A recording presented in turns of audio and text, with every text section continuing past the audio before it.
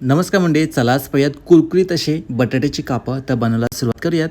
इथे मी सर्व मसाले घेतलेत, ते सर्व छानपैकी मिक्स करून घेऊयात. त्यामध्ये थोडंसं मीठ ॲड करून घेऊयात आणि त्यासोबत बेसन ॲड करून घेतले, ते सुद्धा सर्व छानपैकी मिक्स करून घेऊयात आणि यामध्ये थोडंसं पाणी ॲड करून ठीक अशी पेस्ट तयार करून घ्यायची आपल्याला. इथे मी जाड अशी बटाट्याची कापं करून घेतली आहेत, त्यावरती आपण जी पेस्ट तयार करून घेतली ती लावून घेऊया सर्वीकडे. तर अशीच आपण सर्व बटाट्याच्या कापांनाही पेस्ट लावून घेऊयात.